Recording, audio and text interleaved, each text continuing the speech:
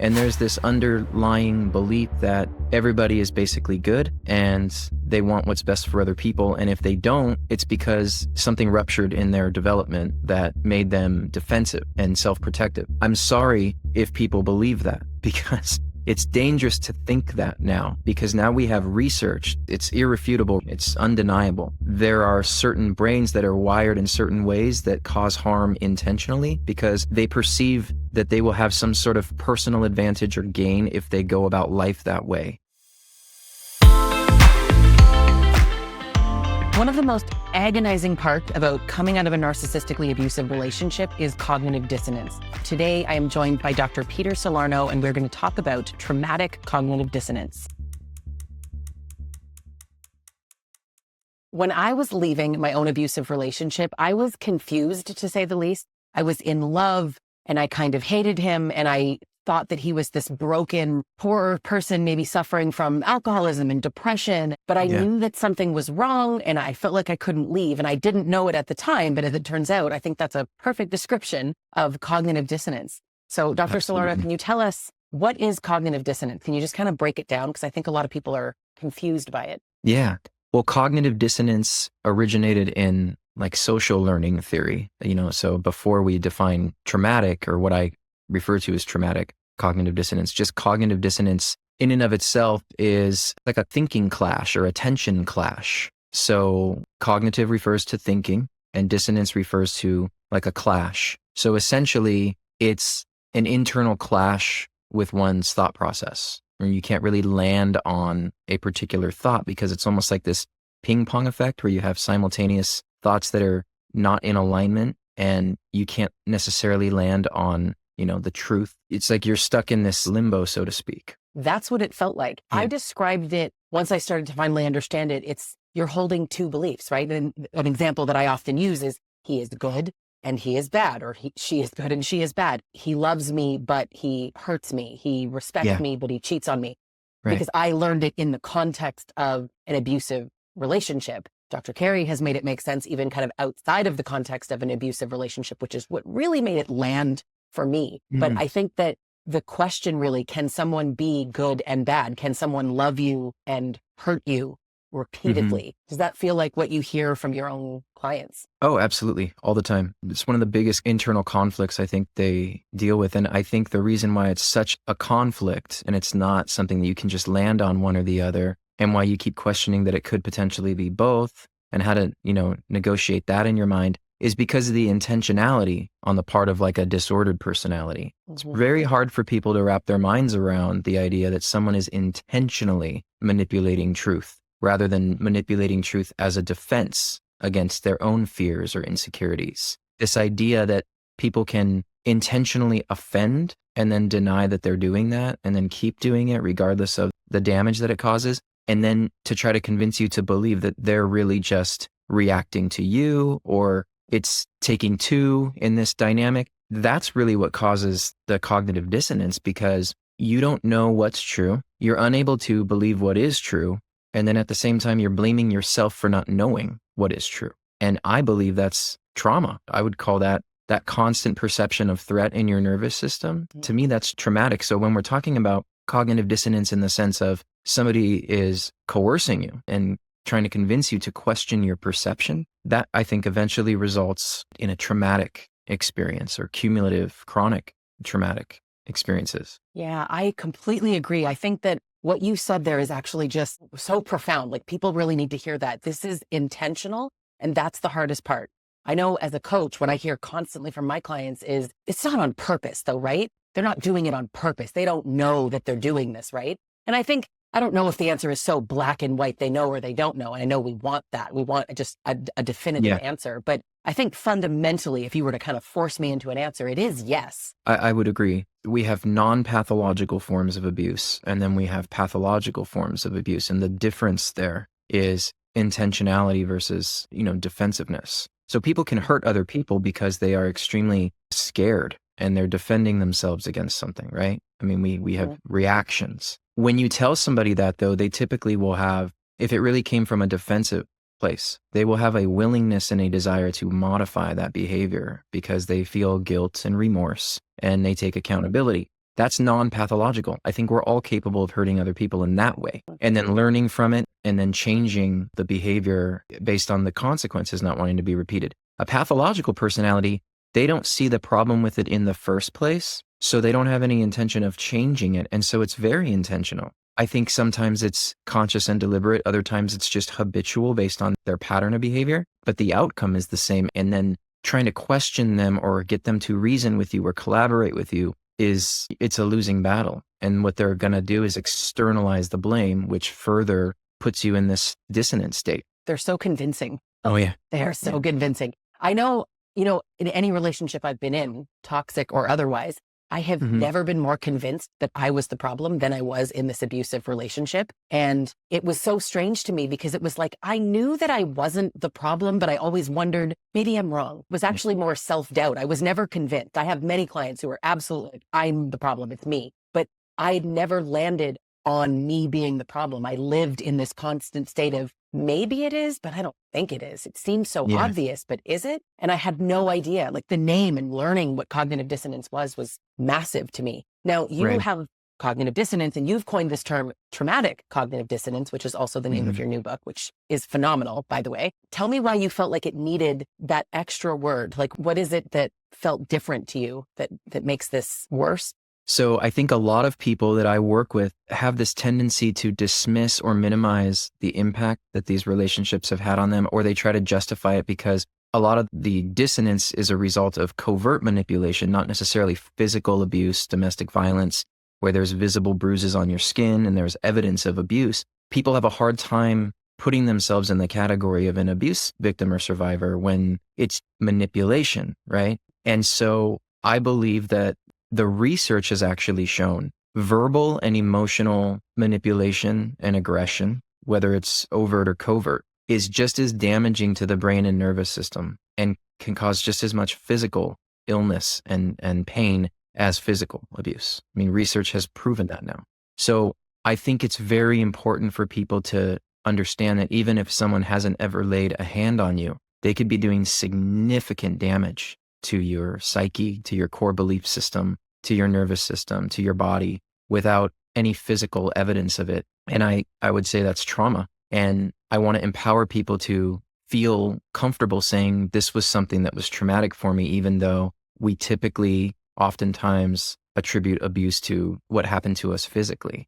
I mean, people are losing their minds temporarily trying to figure out what's going on with them, which maybe you can attest to from your own experiences. I know I can. And it's crazy making. And I believe that there's a traumatic impact. So I felt it very important to add that term to the title of my book and just to this whole perspective of covert manipulation and coercive control and just outright denial of responsibility from these very abusive, harmful individuals. Tell me how people who are experiencing traumatic cognitive dissonance, can you kind of relate that to PTSD or CPTSD? What are the symptoms? Do they mirror each other? So when we're talking about PTSD and complex PTSD, essentially the main component of that is the stress component. So we have experiences and then there's chronic stress in our nervous system, which leads to chronic perception of threat. So we're constantly feeling unsafe, right? That kind of sums up post-traumatic stress. And what's interesting is there's pretty predictable symptoms of that, right? I mean, you have like hypervigilance, you could feel extremely irritable. Sometimes there's dissociation. Sometimes there's, flashbacks and nightmares. These things are fairly predictable because we kind of know how that works. But you can get PTSD from something that's non-personal, something that has nothing to do with a relationship. You can get it from a car accident. You can experience it after a natural disaster. And it's not personal, but those symptoms are pretty typical. When we talk about traumatic cognitive dissonance or complex trauma too, we're talking about atypical symptoms. So they're not necessarily like these checklist symptoms that everybody has. Some of them are very unique to the individual because depending on how you were manipulated, what you were kind of coerced into believing, what kind of false beliefs were implanted by the abusive person, which can absolutely happen. You can implant false memories into someone.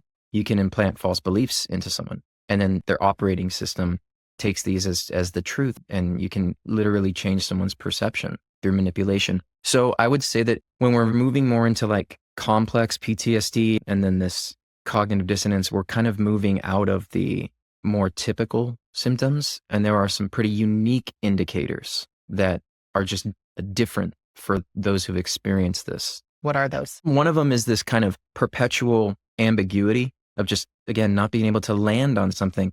If a abusive person can keep you in a state of ambiguity, they can control you. It's the uncertainty and the not knowing that is how they control you, because you're constantly battling with trying to land on something and then doubting yourself again. And as long as you doubt yourself, you might be willing to continue trying to, try to work the relationship out. So that ambiguity is actually a factor. It's something that they produce through being dramatic. We talk about the maneuvering of the drama triangle, persecutor, rescuer, victim, and they will maneuver positions in that to kind of force you to adopt another role in that. And that's all intentional. And that keeps you in a state of ambiguity. It helps them. I once interviewed Mental Healness, who's a self-aware narcissist, and I asked him about this confusion, right?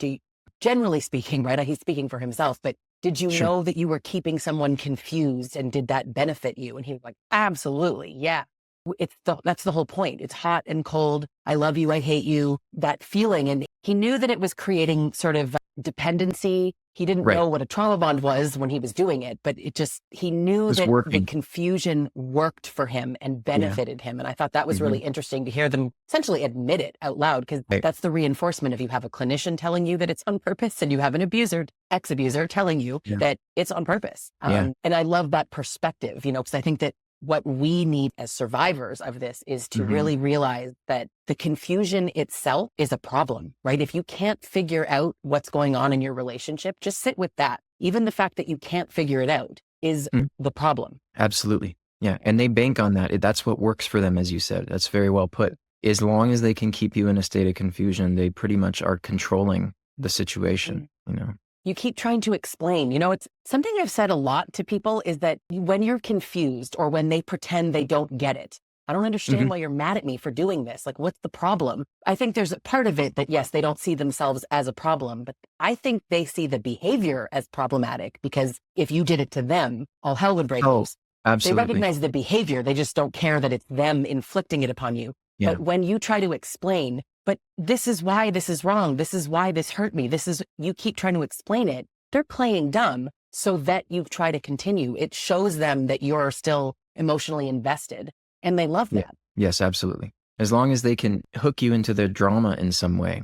And playing dumb, playing aloof is one of their primary ways of truth manipulation. It's a form of lying, is just kind of acting like, well, I don't remember saying that or doing that, or I think you took it out of context, or, well, you've done this too. Like, everybody lies, or, you're exaggerating, you're too sensitive. Like, I'm not the only one who said that you're sensitive, Yes. They just planting seeds of doubt constantly and justifying their behavior. I believe that they know the difference between right and wrong, in the sense of experientially they've had consequences to certain behaviors, so they can categorize things as like right and wrong. But how ineffective their conscience is plays a part in how much they feel whether that it's right or wrong. So they typically have impaired conscience, lack of conscience, ineffective conscience. When the going gets tough, it's like it's them and them only. And so they don't actually believe that they're a bad person or that they're treating you badly. They can maybe have this cognitive understanding of like,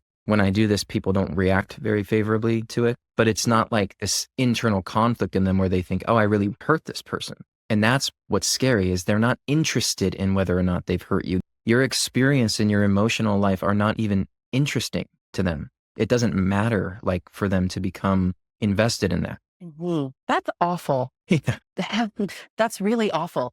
A lot of people hear this and hear things like this, and it's sort of like, but why? And catch all, but they're disordered is sort of the answer to it. But if they can recognize that there's a negative reaction from people, and maybe let's even say they can recognize that that's wrong in that context, the fact that they can't sort of emotionally connect with that is the reason that they're just going to continue. They don't care.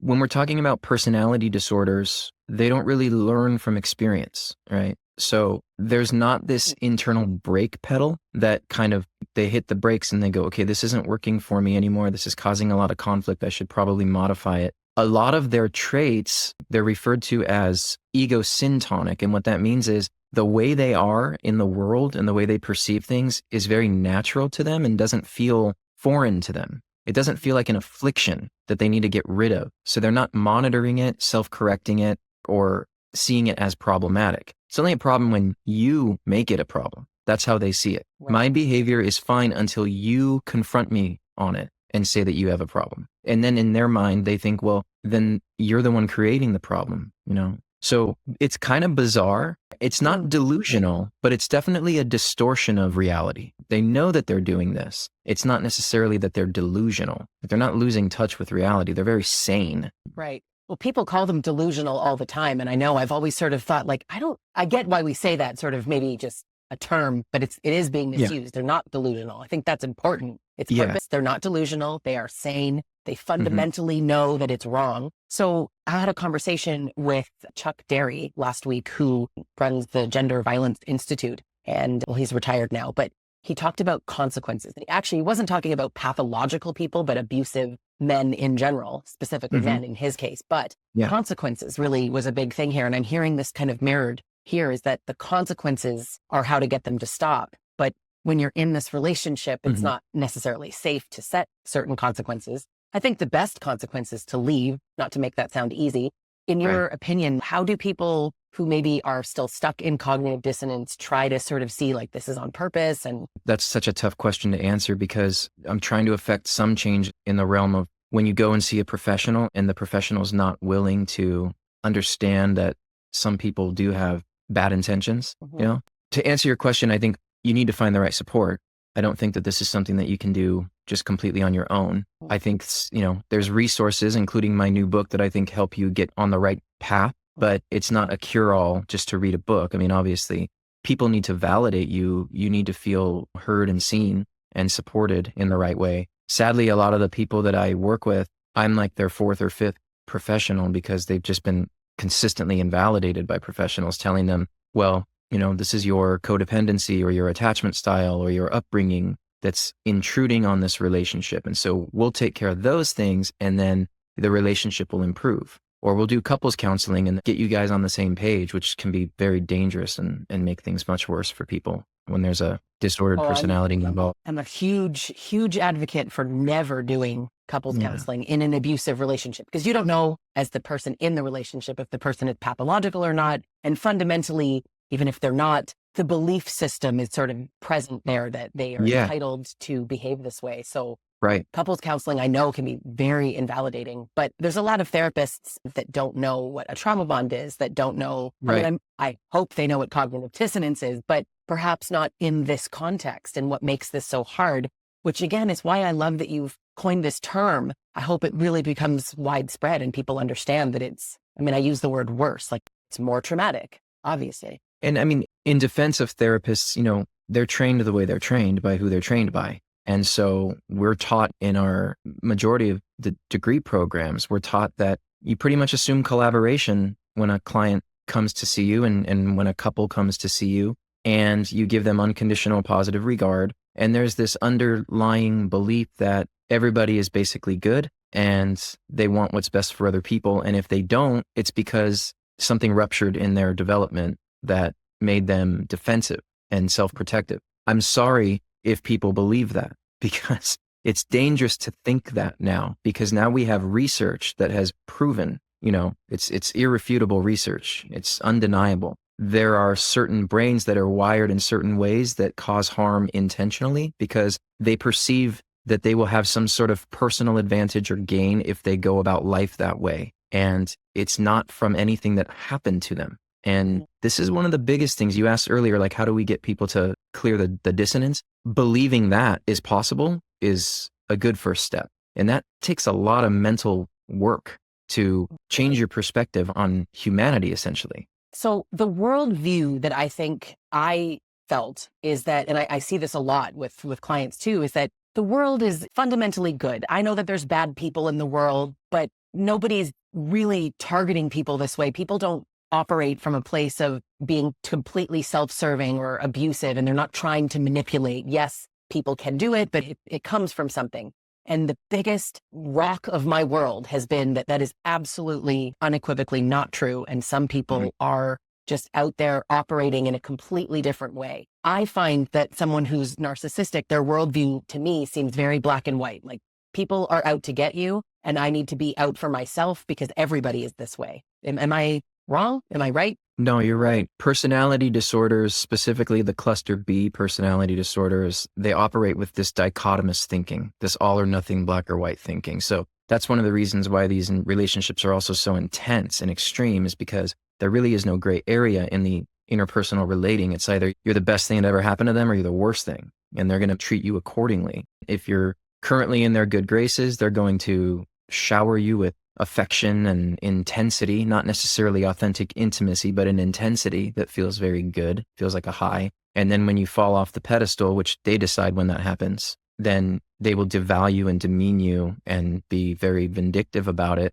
and feel justified in doing it because you let them down, you disappointed them, and nowhere in between. It's all or nothing. That's one of the biggest problems, is this dichotomous thinking process in these individuals. Yeah, that, I guess, cognitive distortion, it's you're good or you're bad. And it's so in such contrast, I think, to my experience as a survivor of this, is that he was good and bad. Where for him, I think he looked at me like I was good or bad given the circumstance, but I was holding both beliefs, which was just, I honestly say to people that, to me, my subjective opinion, there was nothing harder for me than coming to terms with that he did this on purpose, that he knew the amount of, and I hate to say this, I'm talking about myself, I'll speak for myself, but it was like I was making excuses for him the entire time. It must be his upbringing, it must be his parents, it must be depression, alcoholism, all these things, instead of just like, no, he knows what he's doing. Now, tell me why you think people do that.